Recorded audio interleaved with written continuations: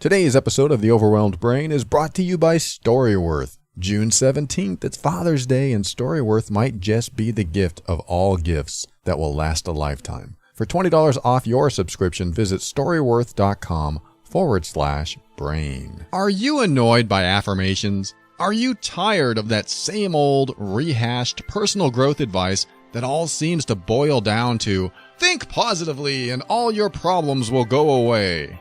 If affirmations feel like lies and positive thinking feels like denial, then I want you to get ready.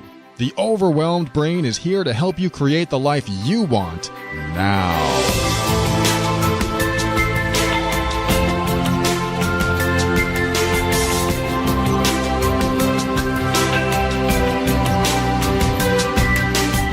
Hello, this is Paul Coliani, personal empowerment coach, and welcome to the Overwhelmed Brain. This is a show where I read your questions and help you tackle life's toughest challenges. I want to help you increase your emotional intelligence, strengthen your self-worth and self-esteem, and empower you so that you can make decisions that are right for you.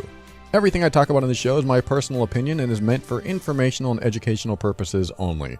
Always consult a medical or psychological professional before making any changes that could affect your physical or mental health. All right, the subject of today's episode mostly is guilt. In the second segment, I'm going to read an email from someone who talks about guilt and how guilty he feels about, you'll find out. No big reveal here, but he's had issues with his dad and stuff like that. So I want to kind of save that for the second segment and talk about, in this first segment, what I do with guilt. Because guilt can come in many forms, or at least from many places. For example, my girlfriend and I were taking a walk last night. We went by a supermarket and we saw probably a guy in his 30s maybe, sitting on the side of the road holding a cardboard sign. And you already know where I'm going with this, but I'm going to say the story. And, as I walk by these people, especially when I lived in Oregon, you saw a lot of these in Portland.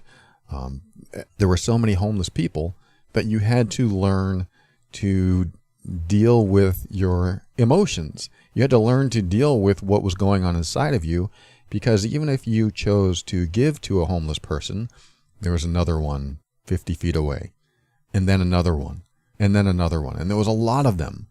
And what do you do when you have these guilty feelings come up? I mean, if it comes up for you, some people don't, but some people do. And that's what I felt when I was living in Oregon, also California.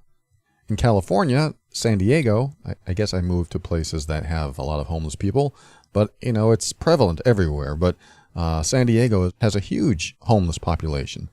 And so there's a lot of people with cardboard signs, and there's also a lot of people without signs, and they're just walking around homeless and, quite honestly, picking garbage out of trash. I've seen it, and it was disturbing. It was sad that people have this result of whatever happened in their life, the chain of events that led them to this place. But homelessness is often what many of us will feel guilty about, probably because we have a home, probably because a lot of us have work and a lot of us have money, or at least money to buy food. And we see these people on the street and we think, oh, gee, I have money to buy food and this person doesn't. And so then our guilty feelings come up. So let me get back to the story where my girlfriend and I were walking last night. And when I walk by what appears to be a homeless person or a beggar or whoever they are, I no longer feel guilty. Not because I'm desensitized, but because of something I did while living in San Diego. And I'll tell you in a moment. You may have heard this before, but if you haven't, it has absolved me. I don't know if that's the right word. It has helped me diminish my guilt. But my girlfriend, when she walks by someone like that, holding a sign, she gets those feelings. I mean, after we walked by, she goes, I don't know why, I feel guilty, and I always feel a little bit of guilt when we walk by someone like that. And so we talk about it and find out, what that's about. And I told her last night, just do what I do. She goes, remind me what you do. And I said, when I lived in San Diego, I could not stand feeling guilty all the time. I see homeless people all the time, and I couldn't stand it. So I finally decided to visit an organization that worked with homeless people, that sheltered them, that fed them, that actually drove around at night, finding them and giving them a card to get to the shelter, like an address, gave them food. They did a lot of work with homeless people. So I learned the ins and outs of the organization that worked with these people, and also asked them about homelessness and why people get into this position, how people get into this position, and what they are doing to get out of it, and what they do during the day, what they do during the night. I had a lot of questions. And it fascinated me because I learned a lot that blew my assumptions out of the water. Like, my first assumption was that homeless people aren't there by choice. They ended up there. And the director of this organization said, no, actually, most of the homeless people that we talk to want to be homeless. Well, not homeless, but they don't want to be part of the system. They don't want to pay taxes. They don't want to live anywhere. They just want to be, free. And I said, really? That's interesting. He said, not all of them, of course. Some of them get into this situation. They don't like it. They don't want it. But he said a lot of them, most of them, at least over 50%, have chosen this path and know that they can be beggars and beg on the street and make money at it. And I was like, that's fascinating. I didn't realize that existed. I just think that if you're on the street, you don't want to be there. And he goes, no, a lot of them do. And I said, okay, well, that's interesting. He said another fact is that many of them have mental challenges. They're mentally disabled in some way, or have some sort of mental issue that they're dealing with. And that's sad. I mean, having a mental challenge doesn't mean you deserve to be homeless. Of course not. But some of them don't even realize that it's a problem. They're mentally challenged in some way, and they have gotten used to this way of being, and some of them actually appreciate it and like it, which I found kind of surprising. But if you have mental challenges, maybe it's not a problem for them. Or maybe it is, and I'm too shallow to see it. I don't know. I'm not going to dive into that right now, but that was an interesting factoid for me to learn about. And another thing is that he says, we give these cards out. We tell them where to go. We tell them that we can help them get jobs. We can help them, be a functioning member of society again. I don't know if those were his words, but he said he wanted to help these people. And he said most of them don't want to come to this shelter. Most of them don't want to be in the system anymore. Most of them have the opportunity, have the option to get fed and get back on their feet, and they choose not to. Now, I'm only talking about this one organization in San Diego. I'm not talking about all over the world, but it fascinated me. It really helped me understand my own feelings, my own emotions, the things I was fighting against, thinking that every homeless person I saw was down on his or her luck and didn't want to be there and would do anything to get a job and get into some sort of shelter or some sort of house, get back on their feet. And so all of my guilt, or most of it, was not necessarily justified. I hate to put it that way, because I don't want to diminish the problem of homelessness in the world, but it really made me understand that I was forcing my own guilt upon me. Have you ever done this? Have you ever imagined something worse than it is, and then you find out that it isn't as bad as you painted? Again, I'm not diminishing the problem of homelessness. I'm just saying that I put a lot of guilt on myself because I had all these beliefs about homelessness. So, there's other things to feel guilty about in the world, I'm sure, but I'm using this as a general topic because a lot of us see these people on the side of the road holding signs, and we think, oh, poor them. And, sometimes that's valid. Poor them. I feel bad for them. And some people are in desperate situations and do need help getting out. But if you actually get into the system, ask questions, ask the right people, talk to organizations, you start to find out that maybe it isn't everything you see. Maybe it isn't the picture you're painting. Some of it is, a lot of it may not be. And I'm not speaking from inexperience here, because as a former homeless person, not necessarily in the same situation as a lot of these people, but as someone who's lost all his money, lost his home, and had to go to the soup kitchen for several months, then get into the welfare system and get back on my feet, I have some history there. And I was one of those people who did not want to be there. I wasn't one of those people who was standing on the side of the street with a sign, because I was the type of person to go to an organization and get fed, get clothes, get week-old bread, connect with people in the know that were trying to help. It's amazing, at least in the U.S., what systems are there to help people like that, and how many people don't take advantage of those systems. So anyway, back to the idea of guilt. So with my guilt around homelessness, the just talking to that person really helped, but it didn't necessarily take it all away. I still had some there, because I knew there were some people that still needed resources and food and money and all that. So I still felt a little guilty there. And I thought to myself, what am I going to do with this guilt?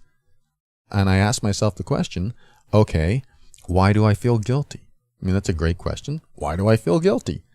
Well, I feel guilty because they're on the street and I'm going home tonight. Okay, how is that a problem? We'll do the drill down process. It's a problem because I feel like that I'm luckier than that person. I feel like I have more options than that person. Okay, so how is that a problem? Well, because I don't have to go hungry and they may go hungry. And they also may be cold, and I have compassion for people, and I don't want them to be hungry and cold. Okay, and then my next question would be, so how can you fix that problem? And I go, fix that problem? Well, I can, feed them. I can even buy them clothes or blankets. I could even let them sleep at my house if I really wanted to dive into this and try to get myself to not feel guilty. And then during this thought process, and this is what I went through when I was in California, I asked myself, yeah, but that's only one person. What happens with the next person and the next person and the next person? And I get these guilty feelings over and over again. And I realized, well, there are systems in place to take care of these people. And that's when the light bulb went off. I was like, wait, why don't I support the system that takes care of these people instead of thinking I had to take care of each and every one myself? Because if there is a system available for these people to connect with and get food and shelter and get back on their feet, why wouldn't I support that system? And so that's when I made the decision that I was going to give some of my profit from my business back then to the homeless shelter, to whatever organization that was. It was some sort of shelter. And when I made that proclamation or whatever, I suddenly felt no guilt. I suddenly felt like, hey, I am now part of the solution. I don't have to feel bad for not giving, for not helping. I'm actually helping a system that helps these people. So that process helped me get over my guilt about seeing homeless people on the street. It doesn't mean I don't feel bad. It just means that I don't feel guilty anymore. And I'm not saying this is going to work for you, but I think it's a great process to go through when you have guilt in trying to figure out, well, how can I resolve this? And this is in a broader scale with a group of people that might need help in some way.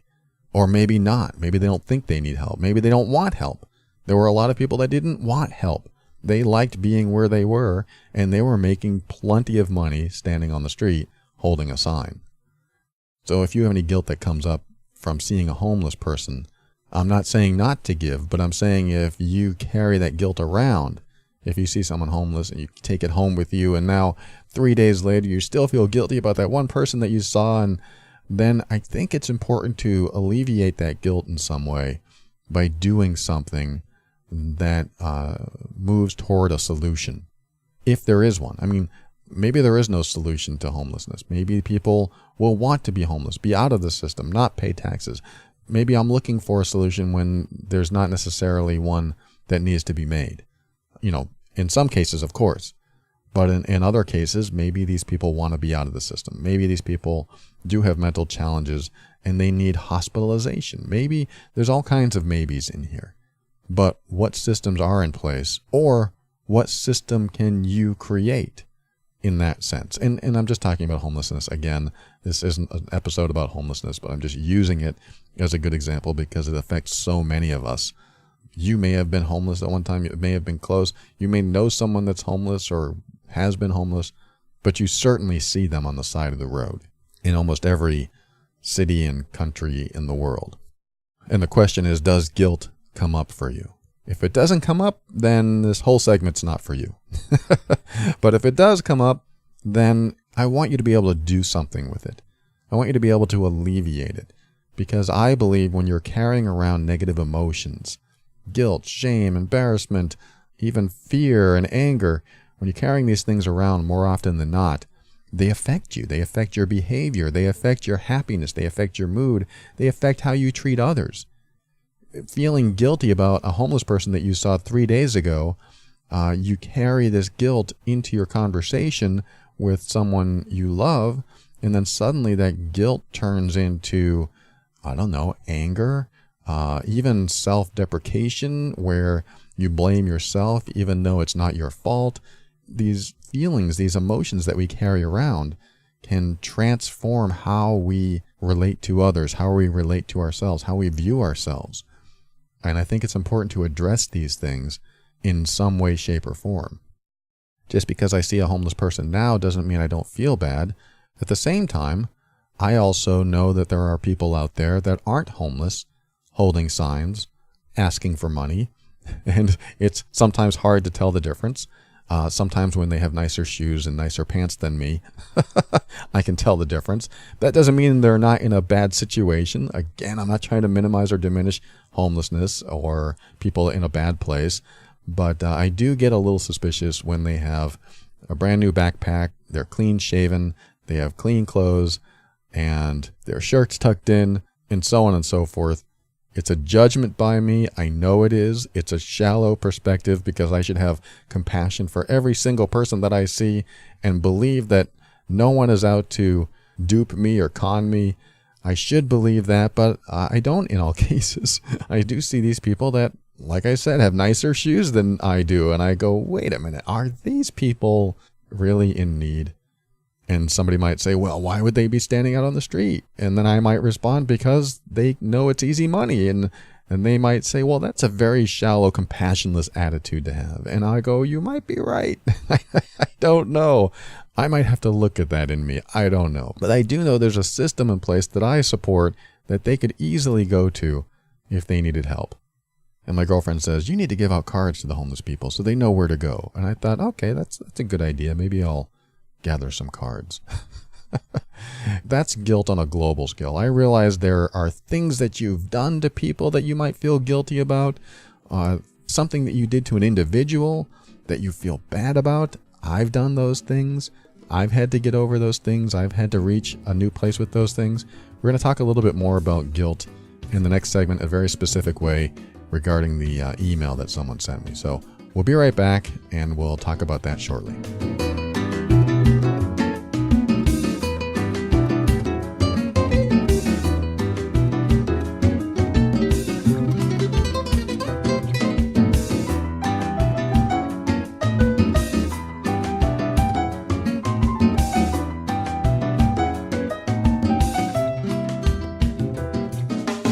So what is it? June 17th is Father's Day.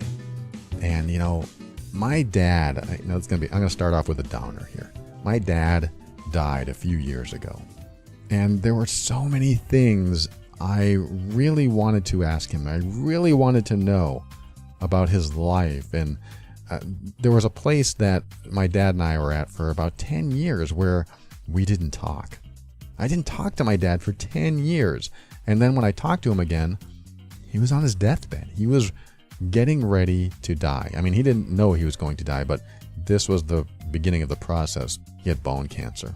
And we started our relationship back up again. We started connecting again. I was able to connect with him from a new place. And I felt really good about getting to know him again. And a few weeks later, he died. That was really sad. And I really thought I'd have more time with him to be able to maybe ask him questions about his marriage to my mom, his marriage to his new wife, my stepmom, all kinds of things that I wanted to talk about with him, and I never got the opportunity. And so as Father's Day approaches, and our sponsor today, Storyworth, offers a service where a person can tell their story, it really hits me. It really makes me think, I wish I had this opportunity to give him this gift, to tell me and the rest of my family, my brothers and sisters, his story. Because I only saw one side of him. I only saw the side of him that he showed to me. In the past, when I was a kid, I didn't care about quite honestly, I didn't care about his story. But as I grew older, I really started caring. I really wanted to know what his life was like. I mean, he was a roller skating champion when he was in his teens. That's an amazing story. I would have loved to have learned more about that. But I never asked. I was too self-absorbed in what I was doing and didn't really care about his story. And as I grew older, and as he grew older, and then it came close to his passing, all of these questions came up for me, and I never had a chance to ask them. So that's the downer part of this, but I want to bring it up again and let you know that, Storyworth is one of those gifts that you can purchase for someone you love. And each week, they send them an email with a question about their life. And all they do is reply to the email with their story, or they can even record it over the phone by calling a number. And Storyworth will store their stories for a year, and at the end of the year, what they do is really cool. They print a beautiful hardcover book with all of these stories, even including pictures. And you talk about a way to strengthen your family bonds and get to know your loved one in a whole new way. I mean, this is a great way to learn about someone you love. If your dad is still here, what a great gift. It's a way to preserve their memories and their stories and pass it on to their children and your children and other generations to come. I've already given Storyworth as a gift for 2 people. One for my girlfriend's mom on Mother's Day, and one for my sister, who I knew would love it. And she, I think she's still doing it. She's got to be at the end of the year by now. I can't wait to see what she gets, but it's coming up, and she should be just about finished with her year of questions and stories. Looking forward to that big time. So if you're thinking about a Father's Day gift, I want you to consider Storyworth. Visit storyworth.com/brain when you subscribe, and you'll get $20 off. That's storyworth.com/brain. My dad passed many years ago, and I know that sounded sad, but really, to be able to connect with him and share some time with him before he passed was very special to me. I'm going to hold that in my heart forever. So I'm not mourning about that or anything like that. We had a great reconciliation and a great reunion and a great reconnection, and he will always hold that special place in my heart. So with Father's Day coming up, let your dad or anyone you love tell their story. Get $20 off storyworth.com/brain.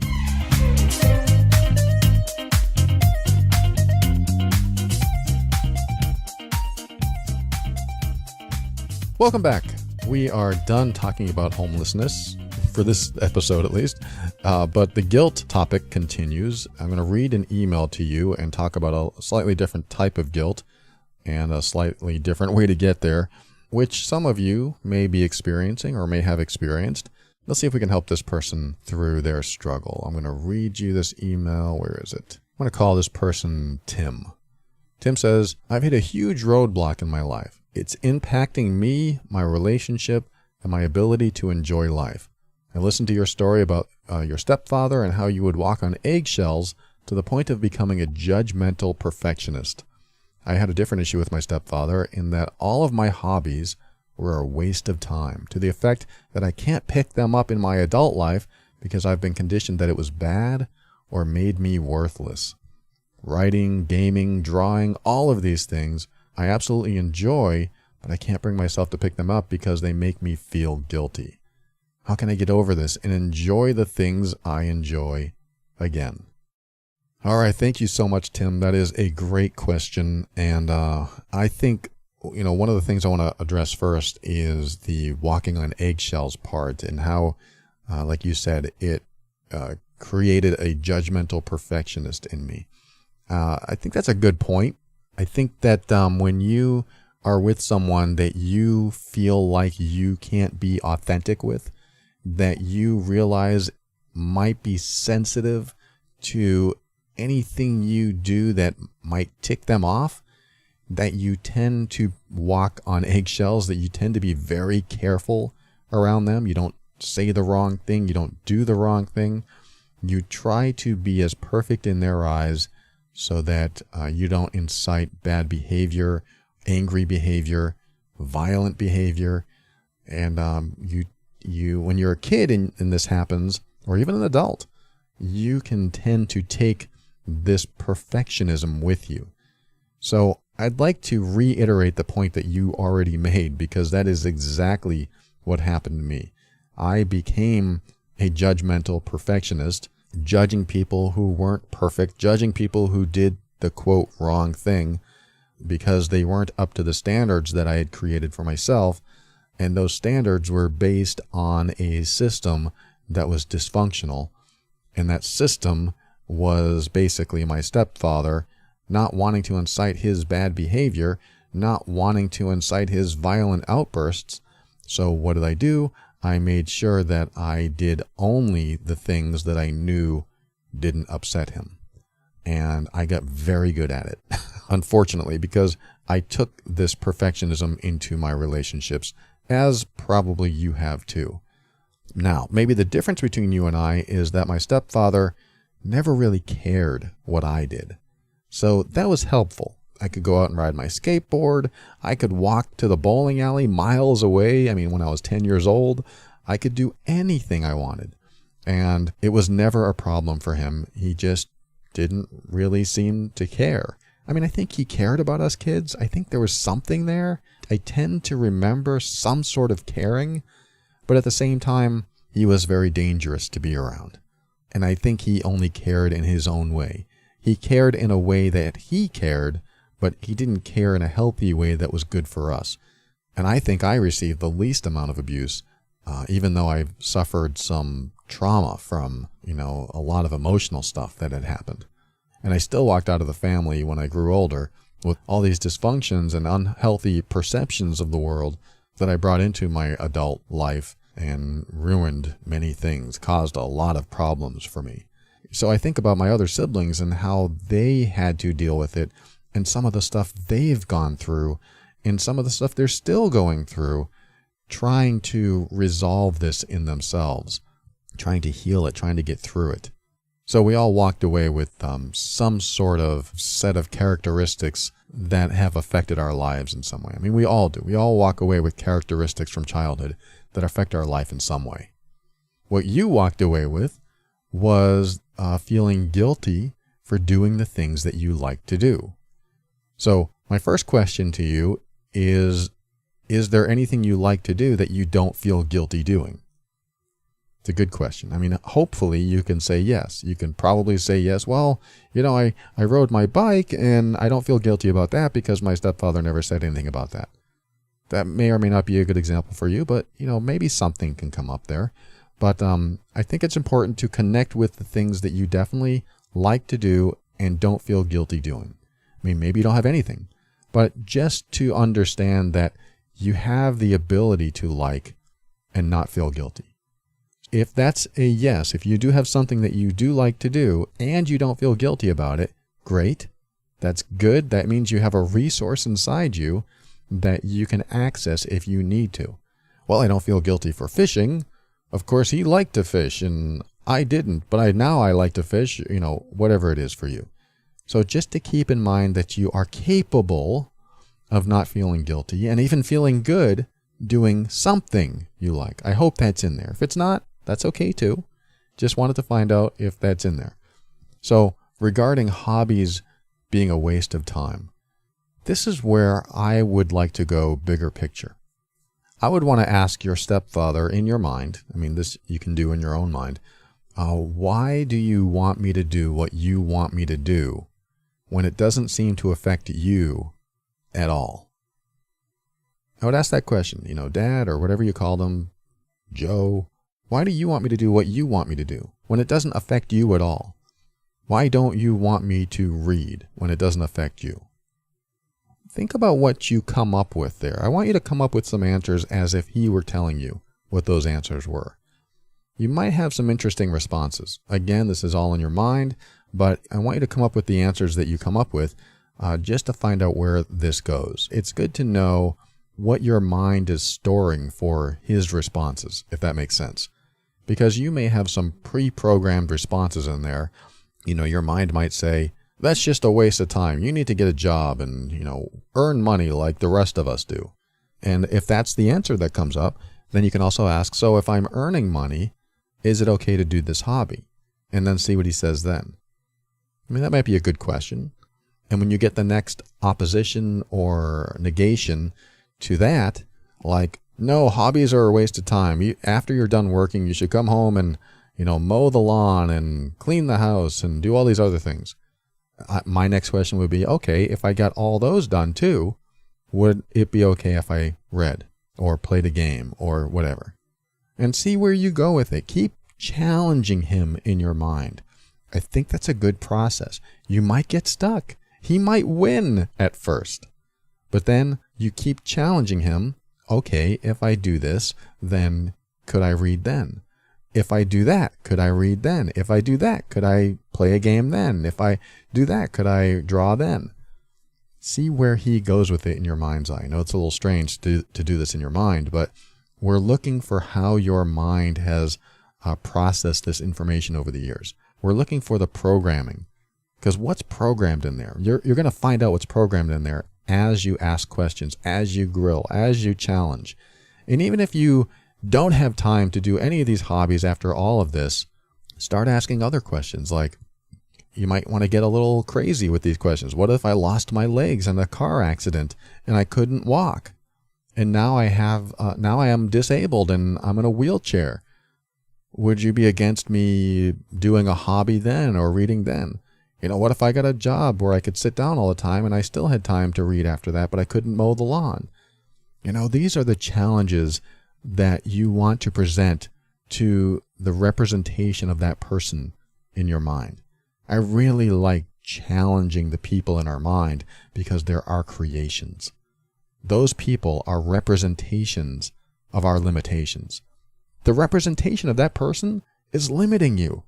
He is talking to you and because he's making you feel guilty. And so what do you need to do? You need to challenge him. You need to put him on the spot. You need to paint him into a corner until he has no choice but to say what you want to hear. I'm not saying you force him to go, well, you stop making me feel guilty. I'm saying you literally challenge him. Challenge him with logic or emotion. Challenge him with emotion. You can ask, don't you love me? He might say no. No, I don't love you. Oh, well, that hurts. Now I have some other feeling going on. I might have to deal with some worth issues. Maybe I have a low self-worth. If you have low self-worth, I've done episodes on that. We can talk about that too. Maybe I feel ashamed. Or maybe he says, of course I love you, and this is why I'm telling you to do these things. And then you might have to ask, well, how does that equate to love? And you'll find out some deeper meaning behind that representation's purpose in your mind.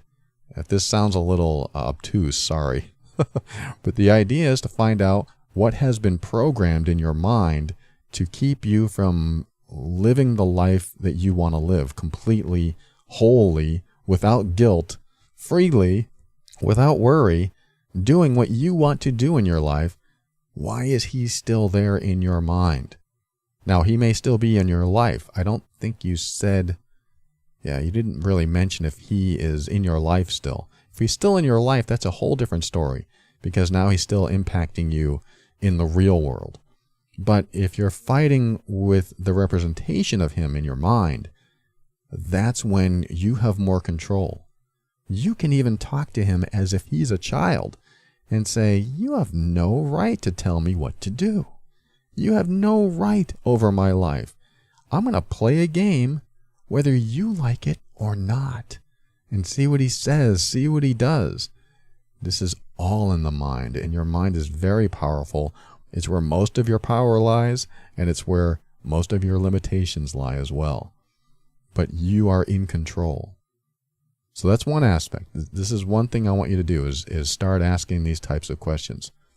Now, the second thing I want you to do is, because you sound like a creative person, you like to draw, you like to write, you like to game, you like to read, there's a secret formula that I use, and it's for getting over writer's block. You know, when I have to write a blog article or anything, if I can't get past my own thought processes, or I'm stuck, or if I think I'm not good enough to write this article, I don't know enough to write this article, I have very limited knowledge here, I have all these things coming up for me, and I'm just sitting there with my pencil or my keyboard, unable to write, unable to create.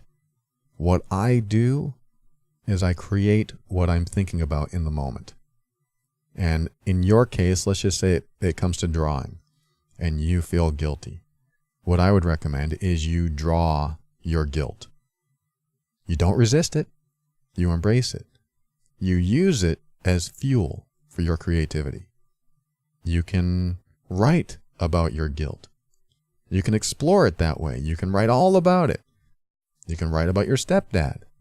The idea is to address what you're resisting. I say that about anxiety too. You address the anxiety instead of resisting the anxiety. You address the guilt instead of resisting the guilt. You bring it up, because if you resist it, it becomes blockage in your system. And I know I'm oversimplifying it here, but when it comes to an emotional flow in your body, you block the emotional flow. You block the creativity by resisting what's going on inside of you. So if I were in your shoes and I started to write something and I felt guilt come up, you know, my stepfather would hate me for doing this, and he would say I'm no good and I'm worthless. That's what I'm going to write. My stepfather thinks I'm worthless. And then I would write the next line. I feel worthless doing this. I feel worthless because I should be working. I should be making money. I shouldn't be wasting time on what comes up for you, on things that children do. I'm not saying that's true. I'm saying whatever's in your mind is what comes out on paper or on your computer or wherever your creativity is. You bring what you're experiencing into your creative outlet, and you'll find that you'll be able to address what you're resisting in your creativity. It's very helpful. If you can really embrace this, it's very helpful. A lot of musicians do this. My girlfriend did this as part of her healing process from childhood sexual abuse. She wrote the song Fiona, the Renegade, and when this song just sprung up in her head one night, she woke up, went to her keyboard, her music keyboard, and started writing the song and wrote the lyrics and wrote the music, and by the end of the day, she had most of it done. This turned into a music video. This music video became a movement, the Fiona Project, and the movement is now blossoming into a healing process for a lot of people trying to heal from child sexual abuse. But this all started off with her allowing these emotions to come up and these thoughts to come up and addressing them and using them as fuel for her creativity, for her passion, for her path. And it was a huge part of her healing. Now, as for gaming and other hobbies that make you feel guilty, here's what I suggest. I want you to reward yourself after a job well done. It's sort of like you come home from a long day of hard work and then you reward yourself with something because you did the work. It's sort of like, you mow the lawn for 2 hours, you did the work, now you deserve a reward. This is positive reinforcement. This will associate something productive, something that you worked hard on, with something good. And when it's associated with something good, then the more you do this good thing, the more you feel good about it. So the reward system can be very helpful as well. For example, you clean the kitchen, you feel really good about it, and now you can play a game for 15 minutes or 20 minutes or 30 minutes. I would say limit the time that you do the thing first so that you can gradually diminish the resistance of doing the thing that you like to do. I like that idea. If you want to do it for 5 minutes, do what you like to do for 5 minutes. Just give yourself that tiny little window so that you can build that allowance system, that permission system. And then next time, maybe 6 minutes. I mean, literally set a timer. Nope, I got to stop now. And you can go on with your day. This will build up. This is going to be helpful for you.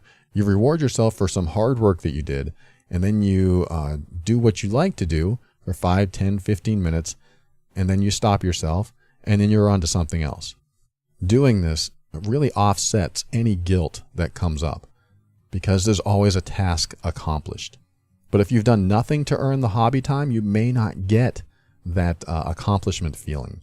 So that's why it might be a good idea for you to do something, quote, productive. Do something like hard work, clean something, move something, mow the lawn, whatever, and then reward yourself. You'll feel the accomplishment, you'll get rewarded for the accomplishment, and you'll slowly diminish any guilt around actually doing things that you like. Because someday you're going to be able to go, you know what, I had a hard week, I'm going to reward myself all day and do exactly what I want to do. Now, wouldn't that be nice? You feel good all day. This is when guilt may start taking a back seat and eventually disappear. Thanks for your message, Tim. I hope this helps. And thanks for listening to another episode. We'll be right back, close the show, and give you my final words after this.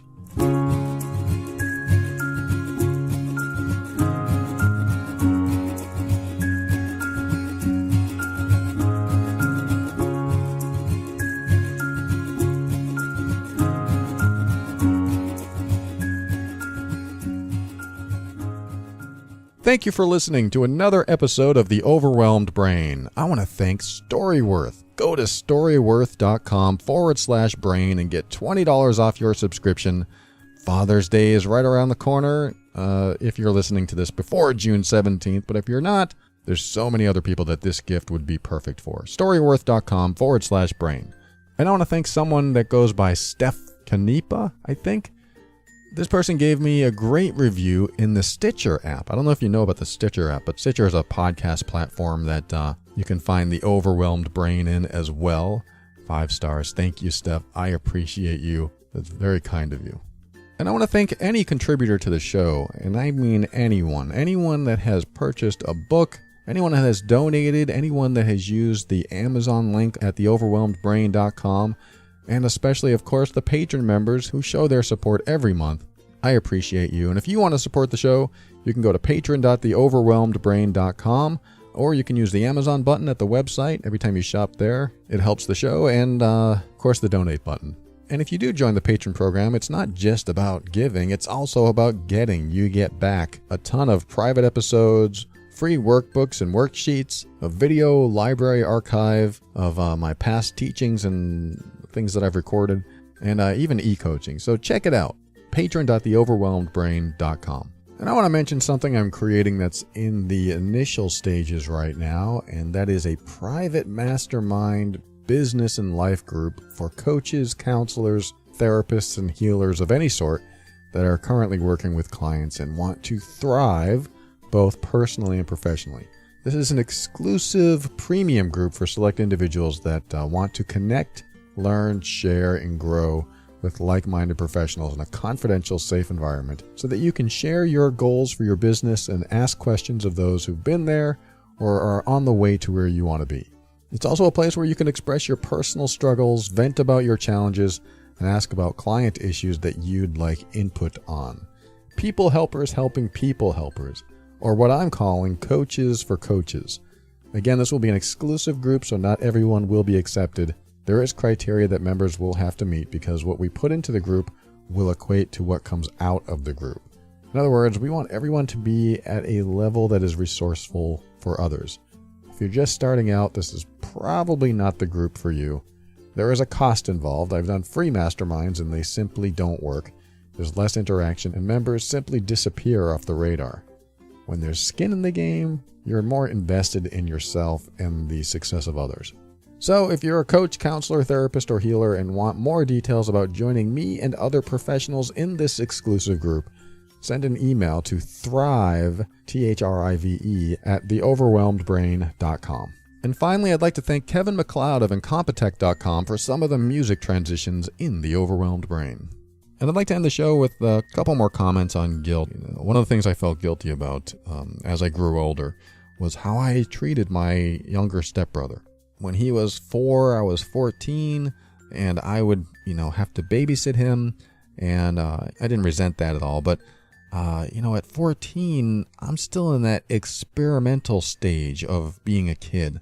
I'm learning what's right and what's wrong. I'm trying to figure out morality. I'm trying to figure out how to behave. And I did some things to my little brother that I don't really feel good about. And many, many years later, when my dad was dying, in fact, I got to see him again because I hadn't seen my stepbrother or my dad in 10 years. They were in the same city. And I got to see him again, and I got to reconcile with him and make up for some lost years. And I just took him aside one night, and I said, I don't know what you remember from when you were a kid, but I'm really sorry. And he just kind of looked at me funny, and I said, I fed you cat food. I made you think that I had magic powers. And I did a lot of things that I didn't feel good about. I should have been more of a bigger brother to you, one who protects you, one who really stands up for you, instead of getting you in trouble. I mean, I got him in trouble with my dad. I probably got him the belt when my dad pulled out the belt when we were in trouble. I felt awful knowing that I did these things to him. And I just said, I'm so sorry for what I did. And he looked at me and he said, I don't remember anything you're talking about. I don't know what you're talking about, but it's okay. I don't remember it. And obviously it didn't have a lasting impact on me. And I went inside my mind and I was thinking, I carried this guilt for so long about what I did to him. And he didn't even remember it. But I did need to come to that place of closure in me. I want you to come to a place of closure with any guilt that you're feeling. The time has passed. Whatever you did was in the past. And if you feel guilty about it now, I always go to a place of what can you do about it now? What can you do about how you feel? What can you fix? What can you say? Who can you talk to? Who can you tell you're sorry? What can you do to help alleviate the guilt? I'm not saying that you won't feel bad. I still feel bad. The things I did to him were not good big brother things. Some of them were just mean. But I don't want you to carry around guilt. Guilt can be dealt with. It can be worked with. Even if the person isn't here anymore, you can still do things to make up. It may not make up for everything, but it can make up in a way where it helps alleviate the guilt. For example, if you did something to someone and they're no longer around, they can't be reached, or they've passed on, what can you do for someone else to make up for what you did to them? That's where I go with it. I'm not saying this is a magic pill. I'm not saying this resolves everything.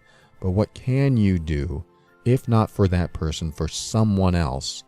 Or in my case, when I felt bad about, abusing my animals when I was younger, because I used to smack them for peeing on the carpet or whatever. I made up for that by taking care of animals better than I have ever done and committing my life to their life and doing everything possible to make their life easy and wonderful and happy. That's what I needed to do to get through any guilty feelings that I had. And it does work. What can you do? If you have guilt, what can you do? What can you do now? It may not be for that person, but it can be for someone else. And if you can't think of what you can do, just keep an open mind so that you can step into your power. Ideas will come. This will help you be firm in your decisions and actions so that you can create the life you want. Always take steps to grow and evolve. You are powerful beyond measure. And above all, and this is something I absolutely know to be true about you, you are amazing.